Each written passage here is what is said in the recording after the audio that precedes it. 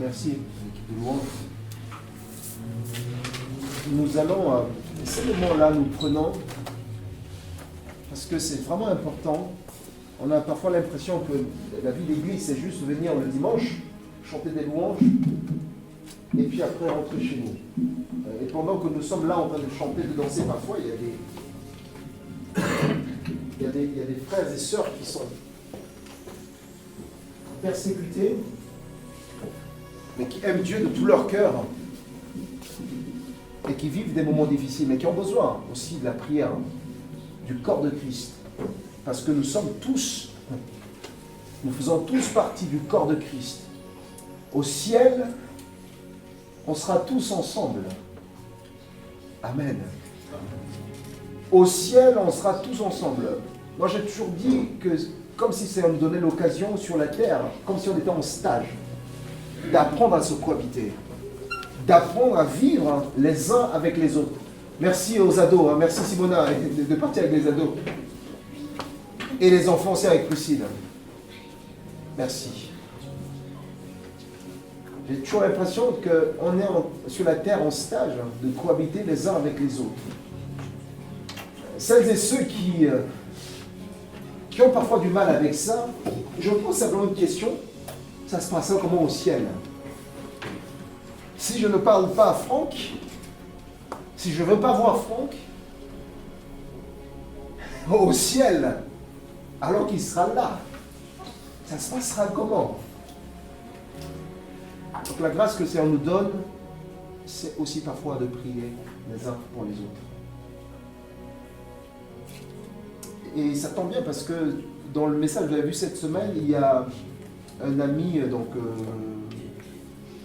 Fred, qui avait demandé à Simona de poster un document sur, une demande d'aide aux Arméniens.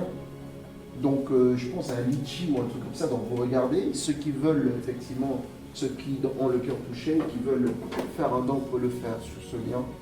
Ça permet toujours d'aider. C'est vrai que 10 € qu'on peut donner ou 1 € qu'on peut donner, ça ne pourra pas alimenter toute l'Arménie. Mais il y avait une phrase célèbre de Mère Teresa, pour les gens qui connaissent bien, il dit « Ne savez-vous pas que votre don est une goutte d'eau dans l'océan. Et si cette goutte d'eau n'existait pas, elle manquerait cruellement à l'océan. » Et cette phrase-là, elle l'a sortie comme ça, je pense, en Inde, dans une conférence. Et aujourd'hui, c'est repris par toutes les associations de philanthropie qui demandent, donc ils mettent ça dans leur script.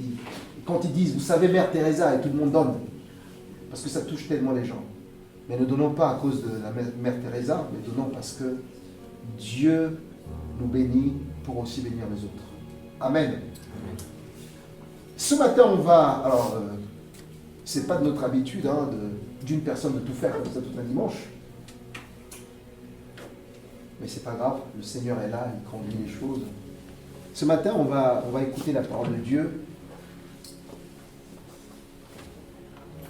Ça tombe bien sur le jeûne et la prière. Pas le jeune homme, jeûne. Le jeûne et la prière. Le texte de ce matin, c'est Ésaïe, chapitre 58, à partir du verset 4. Et je vous conseille vivement de lire aussi chez vous Zacharie chapitre 7, verset 1 à 14, et le chapitre 8, verset 1 à 23. Je vous conseille vivement de lire ce texte-là. Zacharie Ésaïe 58, à partir du verset 4 à 11, et Zacharie chapitre 7, verset 1 à 14, et le chapitre 8, verset 1 à 23.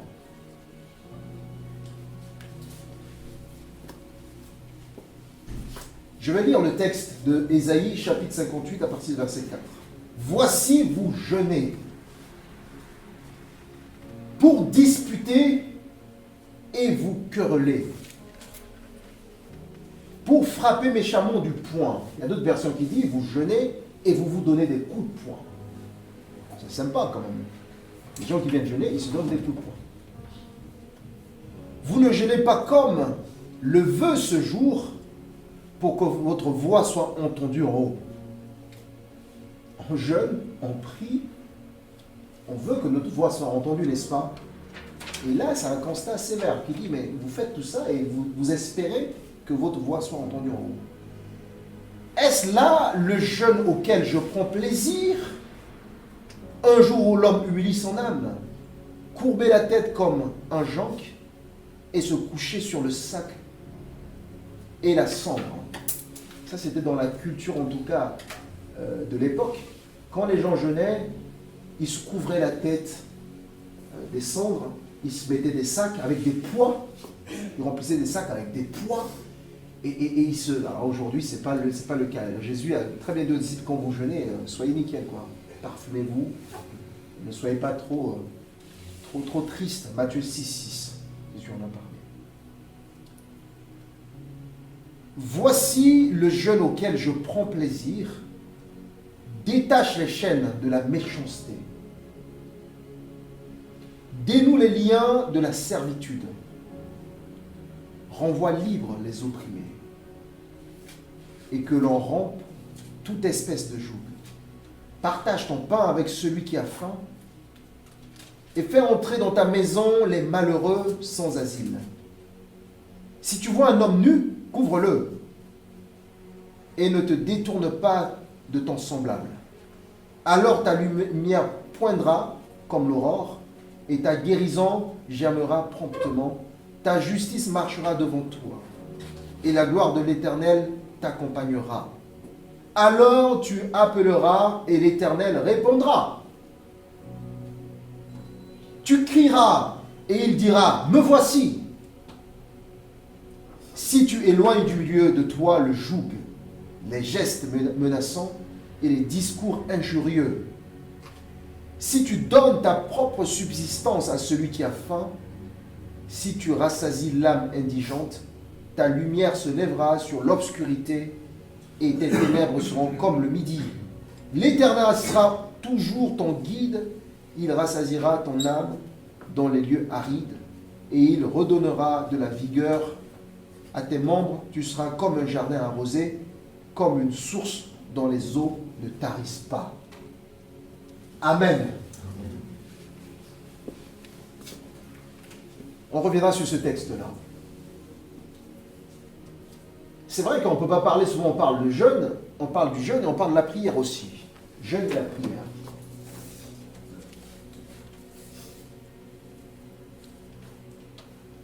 Très rapidement, la prière, c'est quoi la prière?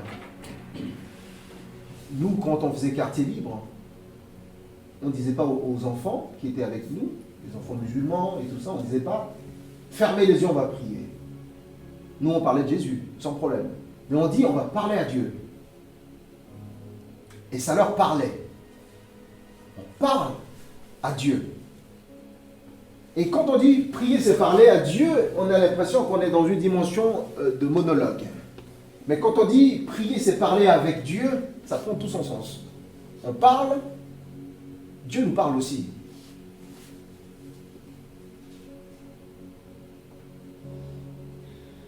C'est parler à Dieu au nom de Jésus-Christ. Parce que Jésus dit, tout ce que vous demandez au Père par mon nom, je vous l'accorderai. Donc on vient au Père par Jésus-Christ. Dieu nous voit au travers du sacrifice puissant de son Fils Jésus-Christ. Amen. C'est l'image, en tout cas, de Jacob et de Ésaü, alors que Isaac était en train de mourir. Il va demander à ce que Ésaü va aller chasser, qu'il vienne cuisiner, et après, il fait manger son père pour que son père puisse le bénir. Pendant qu'il est parti chasser, la maman donc, de Jacob, donc d'Ésaü aussi, a entendu cela et dit non, non, non, ça ne va pas se passer comme ça. Je veux que toi, tu sois béni. Et donc, il va faire des choses, même si Dieu avait choisi Jacob pour le bénir. Mais ils vont emprunter un chemin qui est un chemin un peu tordu, de ruse. Ils vont prendre le chevreau, ils vont le cuisiner, ils vont prendre la peau, ils vont mettre sur Jacob, parce que Ésaü était réputé poilu. Et ils sont venus, il a mis les habits tuniques de son frère, qui sentait un peu la chasse. Et quand Isaac bénissait Jacob, pour lui, c'était son fils Ésaü. Mais derrière cette peau, il y avait quelqu'un qui n'était pas digne. Il y avait quelqu'un qui était dans le mensonge et dans le ruse. Et pourtant, la bénédiction de Dieu l'a atteint parce que son père voyait Ésaü au travers de sa vie. Amen. Dieu nous voit. Parfois, on vient prier Dieu. On n'est pas digne. On n'est pas propre. On n'est pas pur. On vient à peine de calomnier quelqu'un, on vient à peine de mal penser de quelqu'un, d'avoir des pensées un peu bizarres, de nous plaindre même après Dieu. Et pourtant, quand on vient prier notre Père au nom de Jésus-Christ, on reçoit sa bénédiction au travers Jésus-Christ qui est sur nos vies par son sang. Amen. Voilà pourquoi Jésus dit, tout ce que vous demanderez au Père en mon nom, je vous l'accorderai. Amen. Donc la prière peut se réaliser en tout temps, en tout lieu, partout.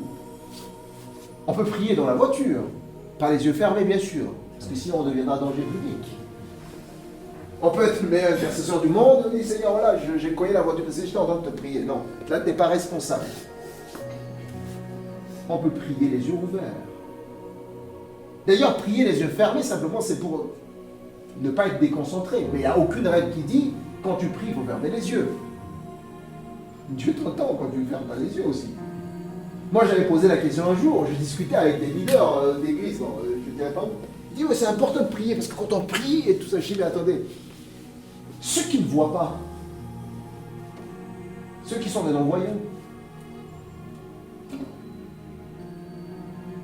ah oui, c'est vrai, on n'avait pas vu cette dimension.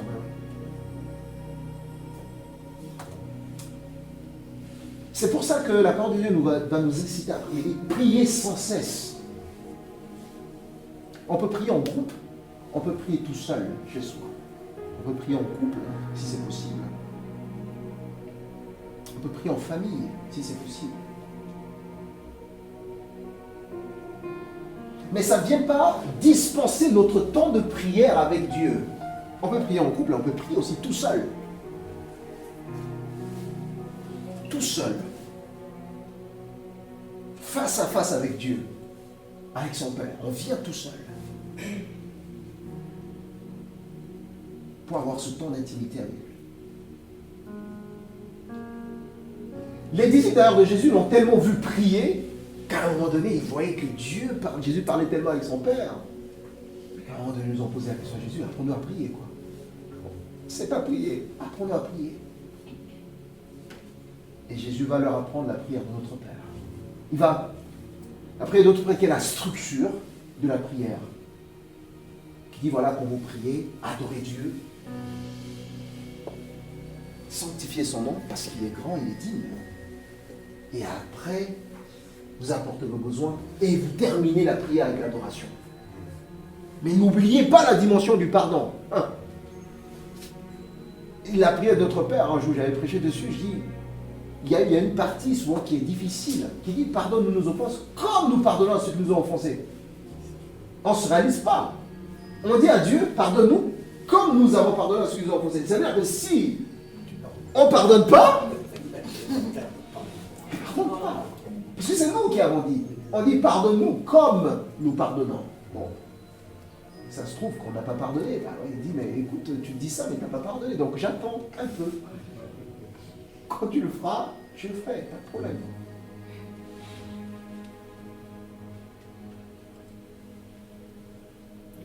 Et Jésus va leur apprendre beaucoup de choses à cette prière, mais Jésus va aussi parler de la dimension du jeûne, parce qu'ils ont vu Jésus jeûner. D'ailleurs, à un moment donné, il y a des gens qui sont les pharisiens qui sont venus dire à Jésus, mais dis non, tes disciples, il a accusé de tout. Déjà, ils ne se lavent pas les mains pour manger, ils ne jeûnent pas, les disciples du jeûne au moins jeûnaient. Jésus, mais ils sont avec l'époux en ce moment. Ils jeûneront quand l'époux ne sera plus là. Mais Jésus va leur apprendre aussi. Jésus dit, mais quand vous jeûnez, Matthieu 6,6, ne prenez pas l'herbe triste, comme des pharisiens qui aiment bien le faire. Oh là là, je jeûne. Tellement spirituel, on fait peur. Et on donne même pas envie aux gens de jeûner. On fait tellement peur qu'on n'a pas envie de jeûner. Mais si vraiment le jeûne c'est ça, et tu vois, c'est la question de oh là, ouais, j'ai jeûné aujourd'hui, j'ai la dalle. J'ai faim. Si on entend ça, c'est sympa, mais je vais me limiter à ma petite prière de 5 minutes et puis vite fait, et puis je passe tout de suite manger. Non, Jésus dit quand vous jeûnez, ne prenez pas l'air hypocrite, l'air triste. Parfumez-vous la tête. Vous n'êtes pas obligé de dire aux gens je jeûne. Ça sert à quoi de dire aux gens ah mais tiens, excuse-moi, mais je jeûne.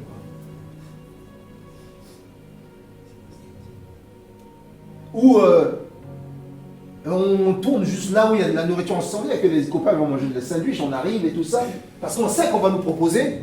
Ah non, merci, je jeûne. D'accord, c'est bon.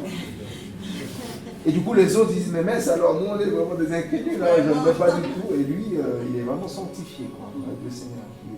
Il est pas mal, il ira au ciel. Non, non, Jésus a vraiment insisté là-dessus. Parce que les pharisiens aimaient bien faire ça. Prier au coin des rues, avec des robes. Comme ça, tout le monde les voyait. Et c'est pour ça que Jésus dit, vous avez l'apparence de la piété. Vous êtes comme des tombeaux blanchis, mais l'intérieur est rempli de puanteur et des ossements.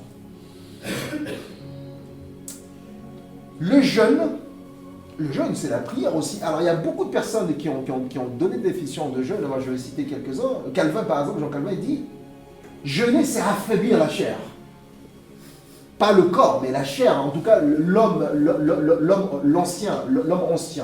Quand on jeûne, en fait, on affaiblit, on assujettit en tout cas la chair. Il dit aussi, c'est nous préparer à mieux prier. Il dit aussi, c'est le témoignage de notre humilité devant Dieu lorsque nous allons, par exemple, confesser notre culpabilité ou chercher la face de Dieu. John Wesley, lui, dit, le jeûne est un aide à la prière, particulièrement lorsque nous mettons de côté de plus amples périodes de temps pour la prière. Il dit le but du jeûne, c'est de se soumettre à Dieu, c'est de mettre un focus spécial sur nos vies spirituelles, de montrer à Dieu que nous sommes humbles de cœur et sérieux dans notre désir de croître, mais surtout de le servir. Et généralement, le jeûne, ce n'est pas l'abandon de quelque chose de mauvais, quand la nourriture n'est pas mauvaise. Si moi, je suis de temps en temps ma série préférée, c'est pas mauvais. Mais quand je décide de dire, je vais mettre des choses qui sont tellement excellentes pour moi, pour ma vie, la nourriture, ainsi de suite, des choses que ça m'a donné, je mets de côté, ça démontre aussi mon sérieux, et mon désir en tout cas de suivre et de croître dans ma foi. Et John Wesley dit que ça nous permet de nous fixer nos regards avec plus d'empressement, plus d'attention sur Dieu et sa volonté pour nos vies. Par extension en tant qu'Église et sa volonté pour l'Église. John Piper lui va dire que nous décevons facilement quand nous disons que nous aimons Dieu sans mettre notre amour pour lui à l'épreuve. Oui, on aime dire, Dieu, je t'aime. On chante même, Dieu, quel amour. Mais l'amour, mettre notre amour à l'épreuve pour Dieu, non, merci. Si on dit seulement, ouais, on va jeûner, on va pas manger aujourd'hui, oh là, moi je ne veux pas tenir, quoi. De toute façon, le Seigneur voit au cœur. Hein. Ça, c'est l'argument chrétien qui tient bien la route. Dieu voit au cœur. C'est vrai. Il faut démontrer nos préférences, pas seulement par nos paroles, mais aussi à travers les sacrifices que nous faisons pour lui. La définition que j'aime beaucoup, c'est celui de Richard Foster qui dit, plus que toute autre discipline spirituelle, le jeûne nous démontre ce qui nous contrôle. Amen. Ça, j'aime beaucoup. Le jeûne nous démontre ce qui nous contrôle. Si on est attaché par exemple à notre téléphone et qu'on ne peut pas se libérer de ça pour jeûner, à ce moment on se dit, oui, bah, c'est clair, hein, c'est mon téléphone qui me contrôle. Hein. Si on est tellement attaché à un bon plat, qu'on est obligé de manger ça tous les jours, si on ne mange pas, on ne peut pas jeûner. Là, on se rend compte finalement, ben, c'est ce truc qui nous tient. Ou pendant qu'on est en train de jeûner, notre pensée est sur ce steak qui on sait exactement où ça se trouve. Et puis on commence à regarder l'heure tourner. On l'imagine le steak déjà dans le four en train de cuire. Avec du beurre dessus. Avec un bon verre de pinard. À ce moment, on se pose la question. Pourtant, c'est pas mauvais. C'est pas mauvais de manger. Si on est focus là-dessus pendant qu'on est en train de jeûner, à ce moment, c'est ce truc qui nous tient quand même, d'une certaine manière. Si on est en train de jeûner et que c'est notre travail qui nous envahit la tête, notre client qui nous prend tellement la place, à ce moment, c'est le travail qui nous contrôle. Donc, le jeûne et la prière, en tout cas, font partie des disciplines spirituelles qu'un chrétien né de nouveau devait, en tout cas, les inscrire dans son agenda. Nous vivons aujourd'hui dans un monde d'agenda et de planning. N'est-ce pas? On a nos plannings, on a nos agendas. Quand on voit l'agenda, enfin, nos agendas, ça fait peur. C'est vraiment bien rempli, le mien, en tout cas. Le jeûne et la prière devaient faire partie de cet agenda. Si nous voulons comprendre le cœur de Dieu, si nous voulons en tout cas comprendre les mystères de Dieu, les mystères cachés de Dieu, et si nous voulons aussi posséder par la foi toutes les promesses qu'il nous a faites, nous devons aimer sa présence. Mais aimer sa présence comment? Dans la prière et aussi en jeûnant davantage. Vous savez, il y a des choses qu'on ne demande pas à Dieu, qu'on reçoit. Vous êtes d'accord? On n'a jamais demandé, hop, on l'a reçu. Puis il y a des choses qu'on demande à Dieu, on reçoit. Mais il y a certaines choses, en tout cas, que nous demandions qu'il faut aller vraiment chercher. Aller chercher, aller frapper, aller chercher. Même si Dieu sait déjà de quoi nous avons besoin, la Bible le dit clairement. Mais Dieu prend plaisir, en tout cas, à ce que nous lui demandions. Matthieu chapitre 7, verset 7. Il dit, demandez et l'on vous donnera. Première étape. On demande, on nous donne. Un enfant qui pleure, vibrant, hop, on lui donne. Pas d'effort. Et après, la deuxième étape, c'est que on cherche. Maman, oui, où est-ce que tu as mis le lait? Ah ben cherche. Ça la cave, cherche. Et là, il arrive, il commence à chercher. C'est où le lait? Ah ben tiens, j'ai trouvé. Ça peut prendre 2 minutes, ça peut prendre 5 minutes.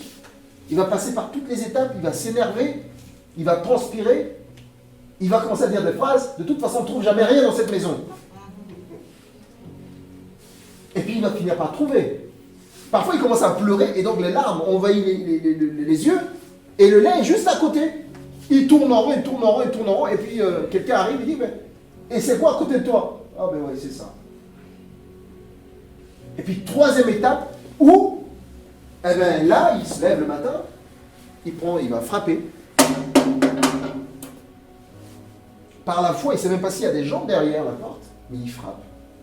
Ça prend 1 heure, ça prend 2 heures, ça prend 1 jour, ça prend 1 mois, ça prend 1 an. Il frappe. Et un jour, par la foi, ça va s'ouvrir. Amen. Juste un petit focus, au fait. J'ai fait un petit zoom. J'ai dit, la prière et le jeûne ne doivent pas être, en tout cas, des outils de la mendicité. Le problème, c'est qu'il ne faut pas qu'on transforme la prière et le jeûne comme des outils de mendicité. Du genre, on vient voir Dieu juste quand on a besoin. Et une fois qu'on a ce qu'on a demandé, on n'est plus là. On disparaît. Ou à chaque fois que notre relation avec Dieu, on ferme les yeux pour prier, Seigneur, j'ai besoin de ça, Seigneur, j'ai besoin de ça, Seigneur, jamais une relation de dire, Seigneur, ça va.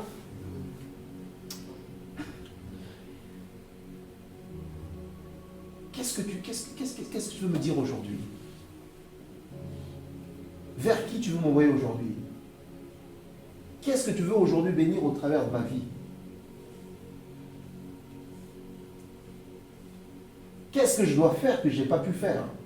Rappelle-moi. Ça, c'est la première des choses. La deuxième des choses, c'est que si Dieu nous demande de prier, de chercher et de frapper, ce n'est pas que Dieu veut nous voir souffrir. Ah, il faut qu'il souffre un peu. Non. Ce n'est pas le cœur de Dieu, ça. Dieu ne veut pas nous voir souffrir. Mais Dieu prend plaisir à ce que le fait de lui demander marque aussi notre dépendance de lui. Quand il dit « Donne-nous aujourd'hui notre pain de ce jour », Dieu se satisfait du fait que nous dépendions de lui. Il prend plaisir que nous dépendions de lui.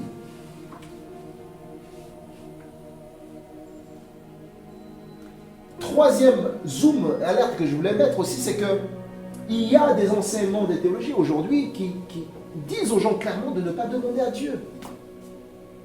Que ça ne sert plus à rien de demander à Dieu. Qu'on a déjà tout reçu en lui. C'est vrai. Il n'y a pas de problème avec ça. Mais la Bible nous demande de demander. Demander à Dieu, c'est un acte de foi. Parce qu'on sait qu'il est capable de nous donner. Parce qu'on sait qu'il a ces choses en lui, donc on vient demander. Moi, quand je demande à mon père quelque chose, je sais qu'il va me donner. Ou je sais que ça va coincer un peu. Il va me donner des explications. Parfois, je force, il me dit non, non, je ne te donnerai pas. Et après, il me donne des explications.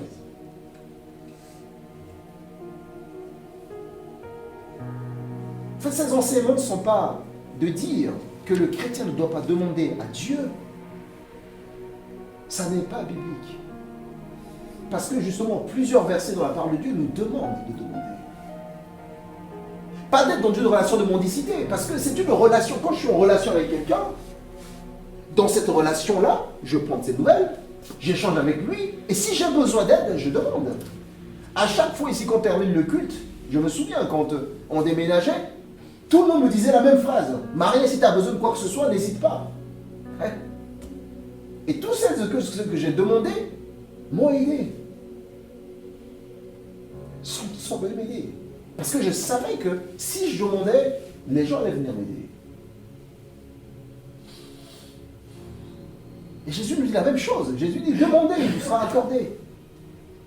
Jean chapitre 16, verset 24. Il dit, jusqu'à maintenant, vous n'avez rien demandé. Mais alors, jusqu'à maintenant, vous n'avez rien demandé en mon nom. Demandez et vous recevrez, afin que votre joie soit parfaite.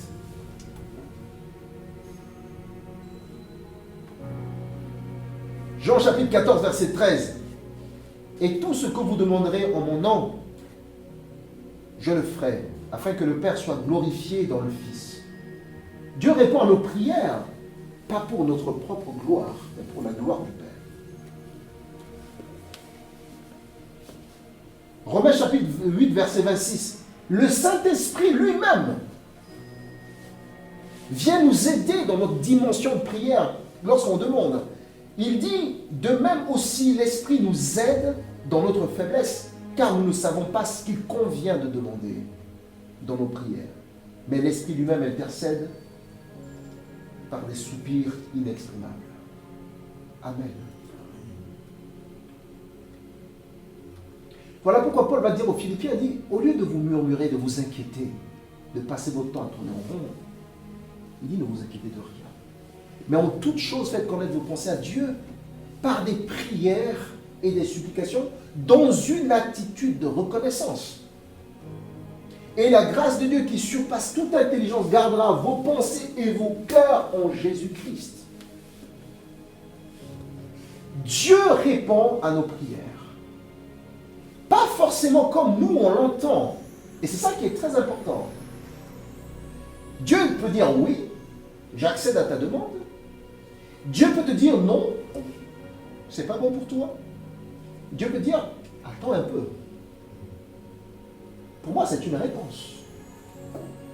Les trois, Dieu répond.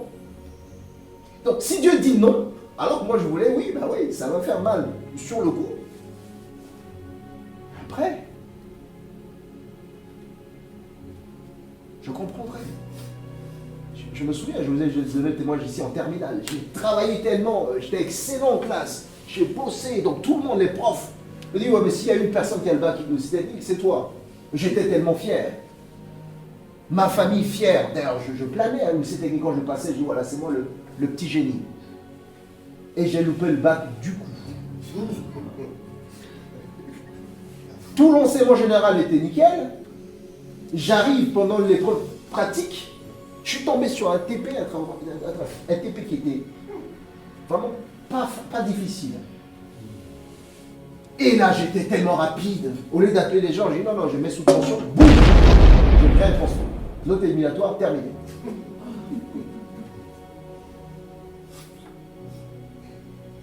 Mince alors. Pourtant, j'ai prié, j'ai intercédé, j'ai même jeûné pour mon bac. Dieu dit, pas cette fois. Parce que tu as des choses à apprendre, tu te fais trop confiance, c'est pas bon. C'est moi qui devais prendre toute la place dans l'histoire. Et puis, attends, je te réserve quelque chose de meilleur. Mais j'ai pas compris tout de suite. Je suis rentré, je pleurais, les larmes ne sortaient pas. J'étais mal au point. En plus, le pire, c'est qu'en centrafrique, quand tu redoubles, comme des bouquins, on t'appelle tome 1. Si tu as redoublé une fois, on t'appelle tome 1. Si tu redoubles 2 fois, c'est tome 2. Et dans la classe, il y avait des tomes 4, des tomes 5. Et moi, je te tome. Et c'était pas possible. On se moquait des tomes. J'ai dit, c'est pas possible. Et l'année d'après, bien que je sois encore jeune, mais je me sentais tellement vieux dans la classe, parce qu'on dit, hé, les tomes, je me sentais concerné. Et Dieu m'a fait la grâce, j'ai eu mon bac, et là j'ai eu une bourse d'excellence de l'UNESCO, je suis parti à l'étranger. 17h30, parti. Si j'avais eu mon bac l'année d'avant, il n'y avait pas ce programme l'année où j'ai loupé le bac. Tout devenait clair dans mes yeux. Waouh, c'était pour ça. Donc il fallait attendre.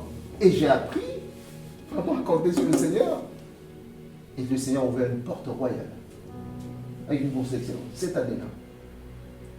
Et mes collègues qui ont eu le bac avant moi, ils sont restés en Centrafrique. Parce que le programme de l'UNESCO, c'était pour l'année 2003. Quelle grâce! Je n'avais pas compris le nom de Dieu. C'était attendre un peu. Mais pour moi, mes jeûnes et mes prières n'ont servi à rien. Mais c'est après que j'ai compris. Donc oui, Dieu répond à nos prières. Si nous prions, si nous venons vraiment devant lui de façon sincère, il répond à nos prières.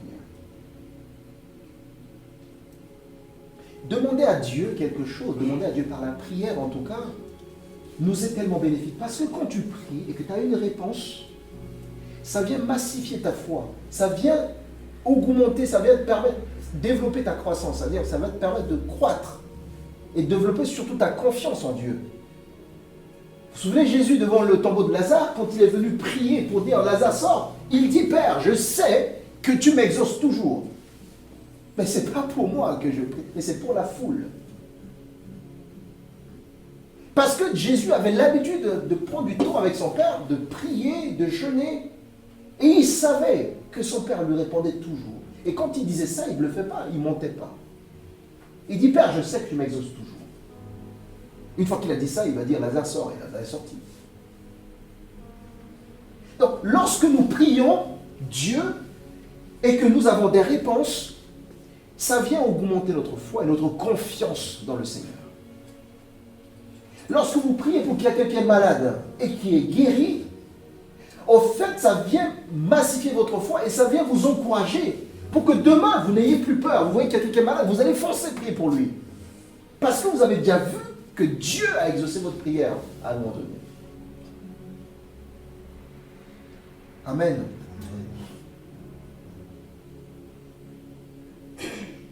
Et puis la prière nous apprend aussi la persévérance.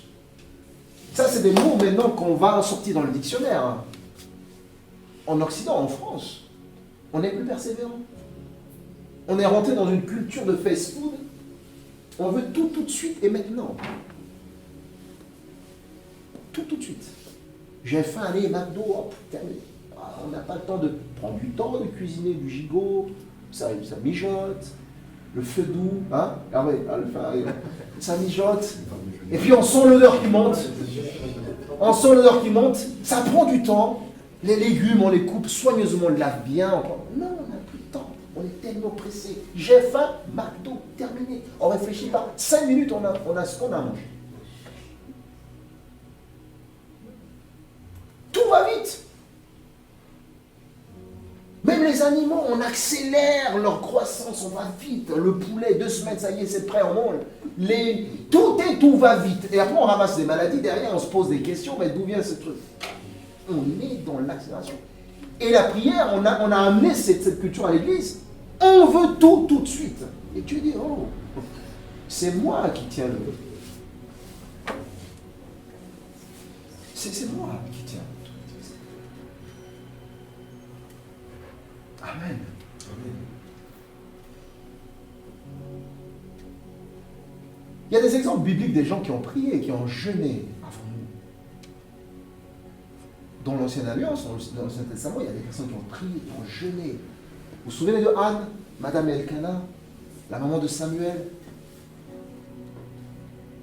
Elle n'avait pas d'enfant. Et ça arriva, elle en avait.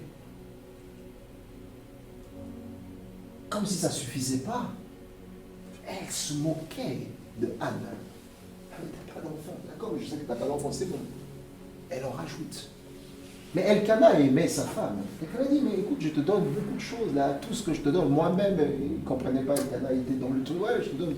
Non, je voulais un enfant. Elle priait. Elle a passé des années à prier. Des années à jeûner, à intercéder. Elle a persévéré dans la prière. Jusqu'à un moment donné, elle priait et Élie, le prophète Élie, qui retourne dire, mais Anne, jusqu'à quand tu vas arrêter il faut arrêter de boire, hein, en gros. Hein. Non, je ne bois pas là, je ne suis pas sous là, je prie. C'est la douleur. C'est la douleur de mon cœur qui... Et il dit, mais voilà, va, cette période, le Seigneur te visitera. Elle va avoir Samuel. Mais après combien d'années? Après combien d'années? Souvent, quand on lit cette histoire, on a l'impression, ouais, mais voilà, c'était dur. Elle aurait pu baisser les bras, de dire, de toute façon, après tout. Mais elle a prié. Et le Seigneur va lui donner un enfant qui n'est pas n'importe qui. Le grand prophète Samuel. Amen. On a aussi Esther. Je pense que toutes les femmes aiment beaucoup l'histoire d'Esther, mais moi je suis fan de l'histoire d'Esther. Comment les choses sont passées, je vous passe les détails. Mais grâce à la prière, au jeûne décrété par Esther, lorsqu'elle a donné à son oncle Mardochée, la prière de 3 jours du peuple juif, alors qu'il y avait un plan machiavélique, funeste de Haman, un des hauts gradés, en tout cas du roi Assuérus, qui voulait exterminer, en tout cas, le peuple juif, à ce moment-là. Lorsque la nouvelle est arrivée dans les oreilles de Esther, Esther devait se présenter devant le roi. Or, c'était interdit. On ne pouvait pas se présenter devant le roi sans que le roi ne l'autorise pas. Et donc, à un moment donné, elle a dit, mais priez pour moi. Jeûnez pour moi, je vais me présenter devant le roi. Même si je péris, j'aurais essayé, en gros. Ils ont prié. 3 jours, sans manger. C'est pour ça qu'on appelle son jeûne Esther. On le fait beaucoup en Afrique, hein, à sec. Hein. Mais c'est un jeûne qui fait peur. Hein, quand tu vois les gens sortir de là. Et les gens ont jeûné. Et l'issue a été favorable. Le Seigneur va faire quelque chose d'extraordinaire. Esther va avoir la faveur du roi. Malgré la loi en vigueur à l'époque, le peuple juif a été épargné de ce plan funeste. Dieu va confondre Haman et lui-même il est tombé dans son propre piège avec sa famille. Et Mardoché, l'oncle d'Esther, a été promu. L'histoire de Daniel, on en a entendu parler. Daniel a prié aussi, pareil, par la prière. 21 jours, Daniel avait prié, jeûné, et le Seigneur a répondu. Et le cas de Daniel même, quand Daniel a prié 21 jours, le Seigneur a répondu, la réponse était bloquée. Ça, c'est une histoire aussi drôle. L'histoire a été bloquée, Daniel dit, mais j'attends, mais non, la réponse est partie. Et il a fallu envoyer d'autres anges pour venir libérer la réponse, pour que Daniel puisse accéder à la réponse. Parce que Daniel a été persévérant. Dans le Nouveau Testament, l'Église primitive aussi a jeûné, a prié. Quand on lit Actes chapitre 13, versets 1 à 3, on dit qu'il y avait dans l'Église d'Antioche des prophètes et des docteurs, Barnabas, Siméon appelé Niger, pour être dans la mode, dans la tendance, c'est un black, c'est un noir, Niger. Lucius de Cyrène, Mahanen qui avait été élevé avec Hérode, le tétrarque, et Saul. Pendant qu'ils servaient le Seigneur dans leur ministère et qu'ils jeûnaient, le Saint-Esprit dit, c'est parce qu'ils étaient en train de jeûner et de prier, le Saint-Esprit va leur dire, mettez-moi à part Paul et Barnabas. Parce que Dieu lui-même avait un projet pour leur vie, une mission pour leur vie. C'est parce que l'Église priait et jeûnait. Parce que l'Église priait et jeûnait. Parce que ces prophètes, ces docteurs, ils ne sont pas simplement restés derrière l'entre non, mais je suis prophète, je suis docteur, je suis pasteur, je suis ceci. Non. Ils jeûnaient et ils priaient. Et le Saint-Esprit agit. Il leur demande de mettre à part Paul et Barnabas. Actes chapitre 14, verset 23. Ils firent nommer des anciens dans chaque église, et après avoir prié et jeûné, et les recommandèrent au Seigneur en qui ils avaient cru. L'apôtre Paul aussi dit aux Corinthiens, j'ai été dans le travail et dans la peine, exposé à de nombreuses veilles, à la faim et à la soif, à des jeûnes multipliés, au froid et à la nudité. 2 Corinthiens chapitre 11, verset 23. Jésus-Christ lui-même, bien que fils de Dieu, jeûnait et priait régulièrement. Il était en communication et en communion avec son Père. Et il était exaucé aussi régulièrement.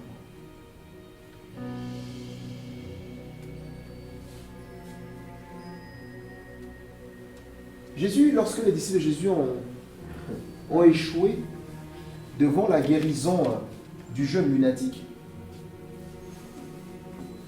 et le Père est venu dire à Jésus clairement, il dit, mais écoutez, mon fils souffre, mais en plus on a amené, tes disciples sont incapables.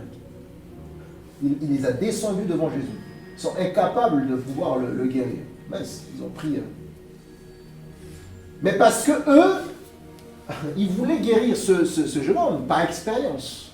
Vous vous souvenez, quelques temps plus tôt, Jésus les a envoyés, il a soufflé sur eux. Ils sont partis, ils ont vu des miracles, des démons sont partis des gens, les malades ont été guéris, ils sont revenus en mode expert. Ça roule. Donc maintenant, ils peuvent, n'importe quel démon, allez, venez ici, on a déjà fait ça. Non. Et là, ça a échoué cette fois-ci. Et ils ont dit à Jésus, mais comment on n'a pas pu? Parce que hier, avant-hier, Jésus dit, mais voilà, ces genres de démons, il faut jeûner et prier. Et je ne suis pas jeûner et prier pour avoir la force de chasser le démon, non. Parce que je vois aussi beaucoup de raccourcis, on dit, ah mais c'est un démon, allez, allons-y jeûner d'abord pour prier. Non. Jeûner et prier pour connaître le cœur de Dieu, parce que Jésus disait, je vois dans le ciel ce que le Père fait et je fais la même chose. Donc, si on jeûne et on prie, en fait, on connaît le cœur du Père, on voit ce que Dieu dit sur la vie de cet enfant-là. Peut-être on allait avoir une parole de connaissance pour lui, une parole prophétique pour lui, quelque chose de particulier pour la vie de cette personne-là. Donc, on a besoin d'être en communion, en relation avec Dieu, que de venir en mode expert. Pour dire, je sais faire, je le fais. Sans avoir la connexion avec celui qui guérit. Parce que ce ne sont pas les disciples qui guérissent, mais c'est Dieu qui guérit au travers de leur vie. Amen.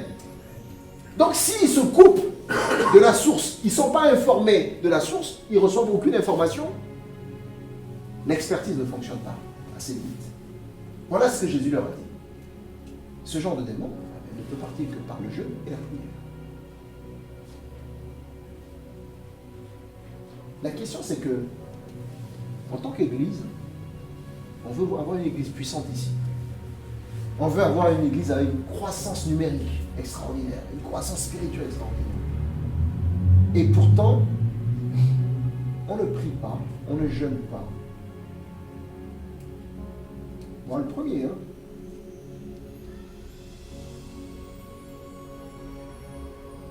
Et après, quand il y a beaucoup d'églises comme ça qui ne grandissent pas, qui n'aiment pas la vie de prière, ils sont, voilà, qui ne jeûnent pas.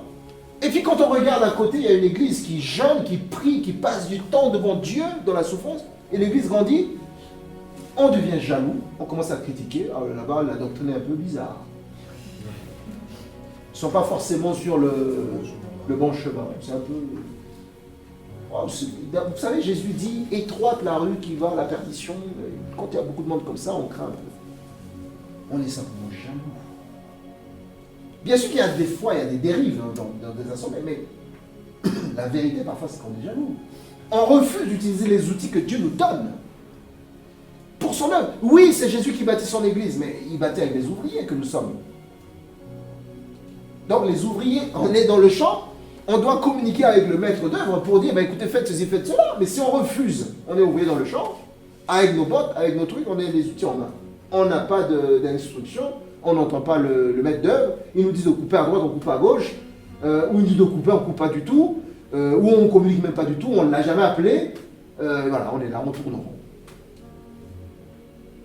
On tourne en rond. Parce qu'on ne prie pas. On veut aussi que la vie de notre famille soit une vie aussi puissante, une vie dynamique, une vie machin, tout, mais on ne prie pas. On ne veut pas prier. Et ça, c'est pas une particularité d'ici. Souvent, quand on dit prière dans les églises, moi je vois des églises où il y a 200, 1000, 1500 personnes. Quand on dit réunion de prière, il n'y a que 200 personnes qui arrivent. Alors bien sûr, quand on dit waouh, c'est beaucoup. Mais pour une église de 1500 personnes, c'est pas beaucoup. Vous êtes d'accord? Et nous devons prier, nous devons jeûner pour être connectés avec le cœur du Père. Nous devons aimer la prière plus qu'autre chose. Jésus, Fils de Dieu, il sort des eaux de baptême, il est parti jeûner. Priez Dieu, cherchez la face de Dieu pour entrer dans son ministère. 40 jours et 40 nuits. Parce qu'il sait que la mission... Sa mission était une mission difficile, rude. Mais il avait besoin de cette connexion. Dès le début de son ministère, il avait besoin de cette connexion. Et après, il a pris l'habitude, régulièrement. Qu'est-ce qu'on fait, nous, ici à New Life? Au lieu de parler des autres, qu'est-ce que nous, à New Life, on fait? Est-ce qu'on aime la prière? Est-ce qu'on aime le jeûne? Est-ce qu'on va se bousculer pour venir jeûner? Est-ce qu'on va se bousculer pour venir prier? Ou bien, écoute, avec une phrase parfois creuse, chacun pour soi, Dieu pour tous. Ça, c'est le genre de phrase où on avait l'impression que c'était dans la Bible. Hein. Mais une fois qu'on cherche, on a l'impression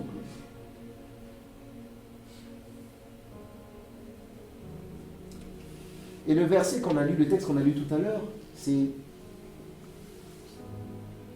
Comme le sacrifice, on terminera par là, il y a des jeûnes qui plaisent à Dieu, il y a des jeûnes qui n'ont pas plaisir.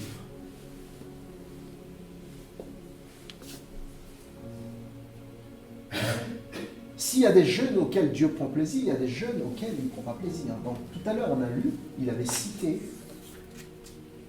en fait, Ésaïe avait cité, il dit, voici vous jeûnez pour disputer et vous quereller, pour frapper méchamment du poing. Le problème, c'est que ces personnes qui venaient jeûner, ils avaient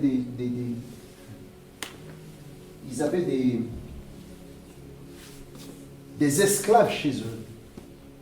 Ils avaient des esclaves chez eux qui étaient parfois traités durement.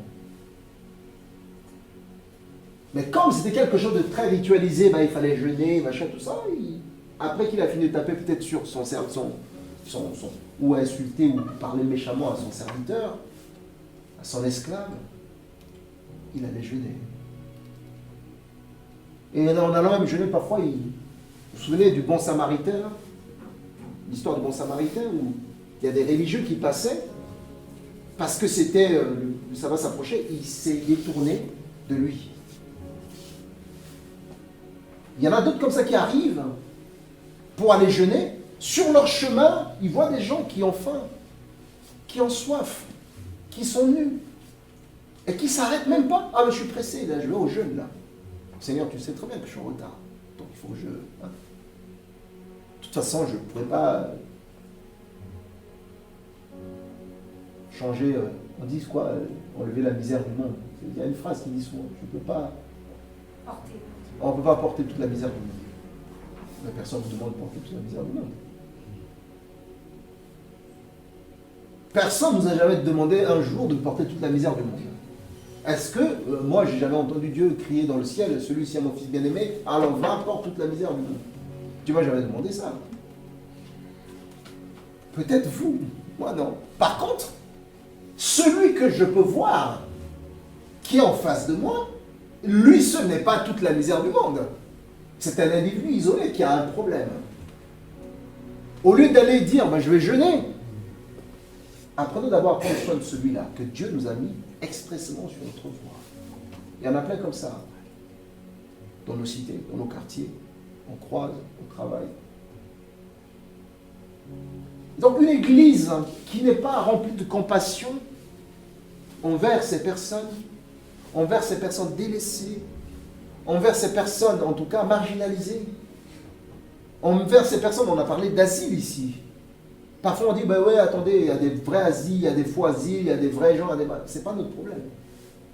C'est leur responsabilité devant Dieu. Chacun rendra compte de ce qu'il aura fait sur la terre, hein, devant Dieu. Que tu sois chrétien ou pas chrétien.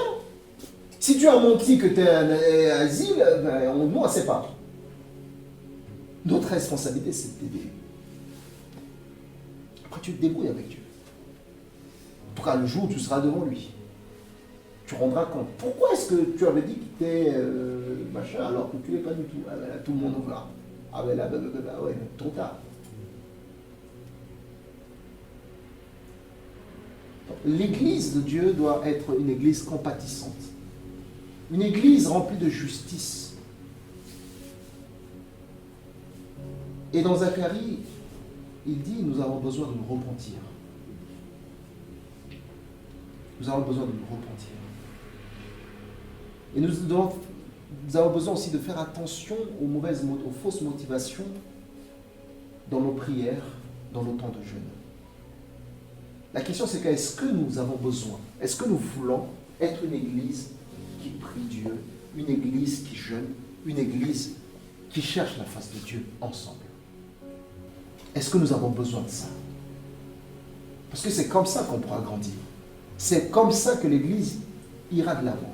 C'est comme ça que chacun de nous grandira aussi dans sa foi. Mais pour arriver à ça, il faut que de façon individuelle, on a aussi une vie de prière. Il faut que de façon individuelle, on aime la prière. De façon individuelle, on aime jeûner. On aime chercher la face de Dieu. Et quand on se met ensemble, on sera dans cette dynamique-là. En tout cas, ma prière, pour moi, pour nous tous, c'est que, à New Life, nous soyons une église qui aimons la présence de Dieu, qui aimons prier. Que lorsqu'il y a un temps de prière, que nous soyons motivés comme jamais pour prier.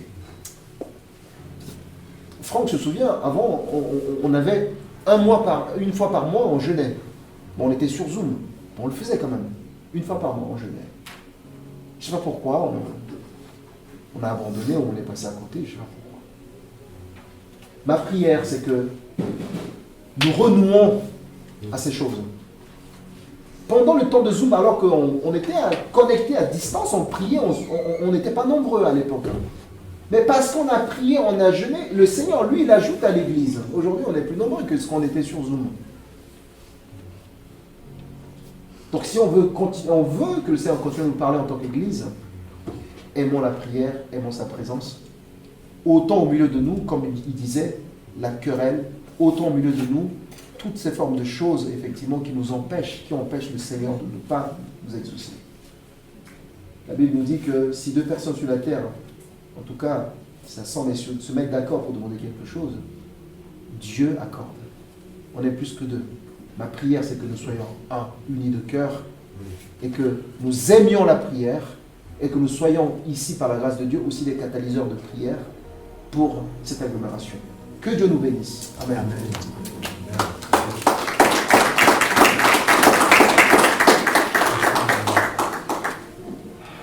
Seigneur Jésus.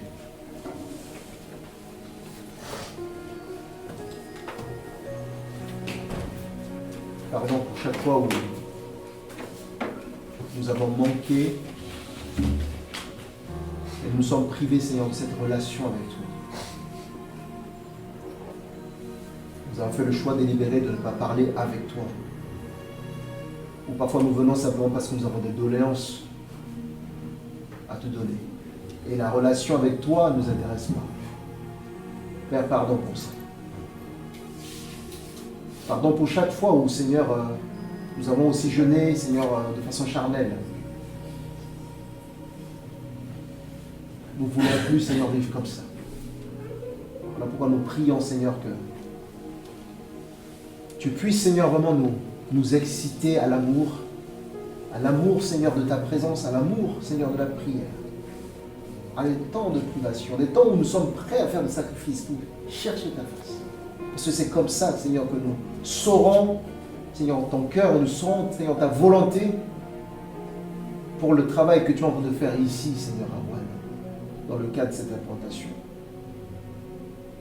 Seigneur, nous ne voulons plus être celles et ceux, Seigneur, qui fuyons la prière, qui nous cachons, Seigneur, de la prière. Nous voulons, Seigneur, vraiment que la prière soit une partie intégrante, Seigneur, de nos plans de vie, complètement.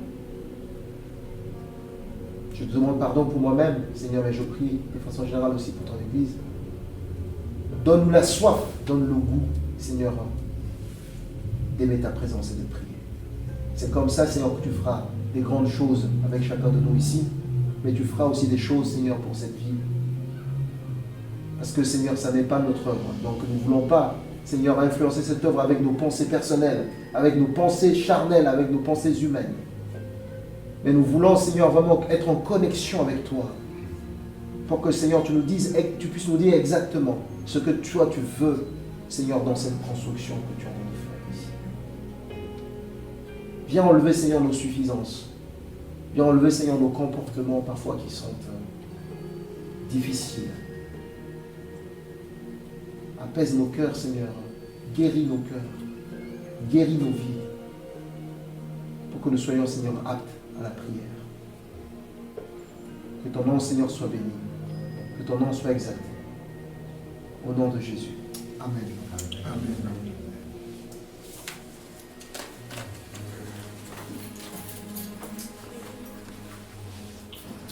Le culte d'aujourd'hui est fini.